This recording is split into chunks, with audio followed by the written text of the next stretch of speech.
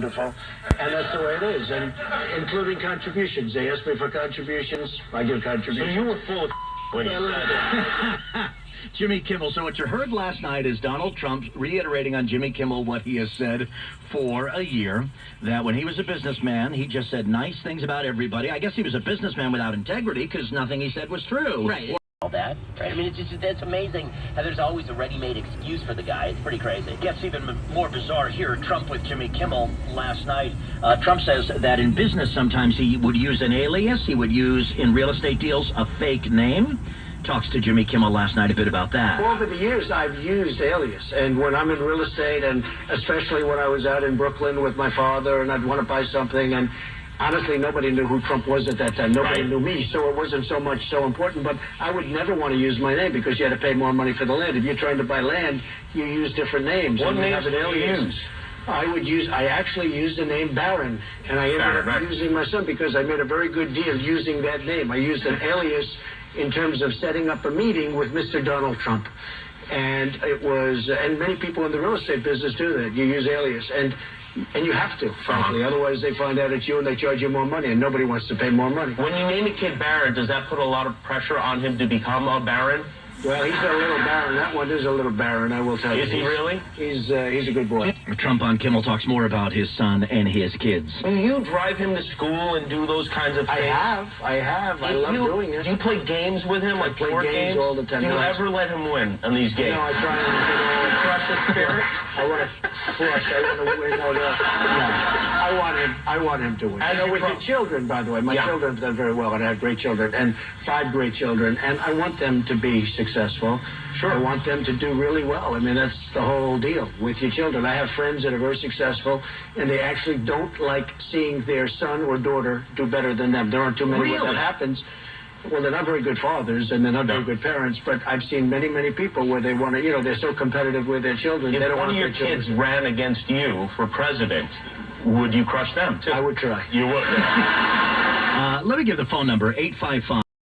This appearance with Jimmy Kimmel last night, I'm hearing Donald Trump, he's in this environment, is a very likable guy. I'm smiling and laughing and enjoying him. For a long time, I have been saying that Republicans and conservatives royally suck at playing the celebrity card and the pop culture game and being funny on the late night shows and all that stuff. Well, you can't play the be funny card. You either have it or you don't. Agreed. And Kimmel, I mean, is being really light and kind to Trump here.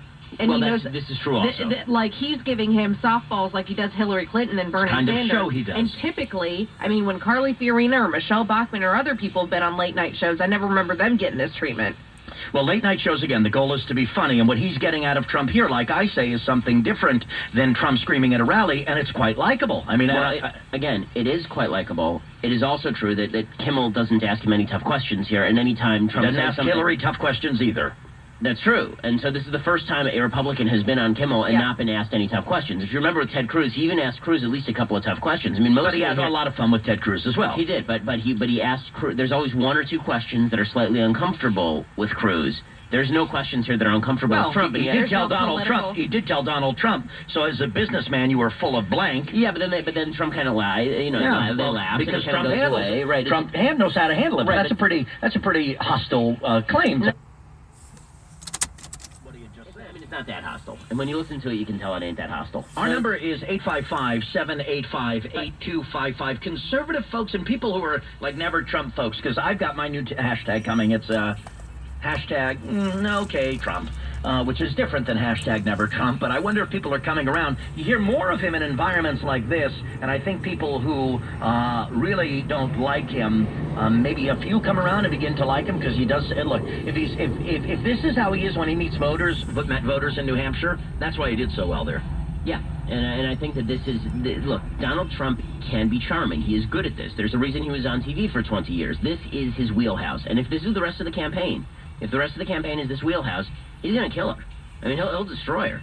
The fact is she's bad at this. She's legitimately bad at this. She's so robotic. Look at how horrible she was on Ellen. Right. Juxtapose it. That's perfect. Right. Ellen is like her BFF, totally throwing her softballs and trying to help her out. Juxtapose the fact that Hillary Clinton is so bad on Ellen. Like, play any random clip of Hillary on Ellen versus Trump on Kimmel, and you will see why people look at Trump and they go, okay, all right. You just heard Trump on Jimmy Kimmel. Here's a bit of Hillary on the Ellen DeGeneres show this week. He says he will be good for women. And what do you think of that? Well, I would need a lot more information based on what I hear him say, because he has been very derogatory toward all kinds of women. He has specifically called out women by name, insulted them. He has said that equal pay isn't a real issue. He doesn't seem to think that we need to do anything to create more jobs and raise incomes, and a lot of women are helping to support their families, or maybe they're the only support. And he actually says wages are too high in America. So I'm sure there is somebody somewhere that he might be good for.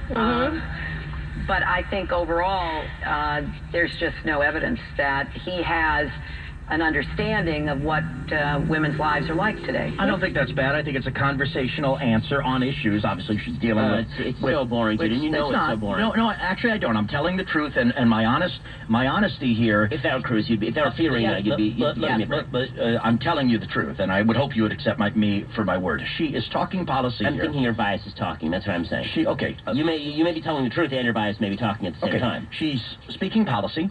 With Kimmel, he wasn't speaking policy because, newsflash, Donald Trump never speaks policy. Oh, come on, Ellen talks policy? No, Hillary does. After she dances. No, Hillary does because Hillary understands policy. Trump doesn't because he doesn't understand policy. So that's one of the key differences. Let's get back to Trump here from last night on Kimmel. This is interesting. He talks about the vice presidency and that selection process. Donald Trump last night with Jimmy Kimmel. We'll have time maybe for a call at 855-785-8255. So stay there on hold. Can I make a suggestion about this vice presidential thing? Why don't you do this just like Celebrity Apprentice? Why don't you get these guys all in a room, or women, whatever you have, and then each week it would be the highest rated show in the history of television. You eliminate one person and they go back to wherever the hell they came from. See, this is why I would be your best vice president. Suggesting pick the vice president like they do in Apprentice and the elimination process. Interesting. 855-785-8255. Can I call you Chuck? Welcome to the Morning Answer. Hi.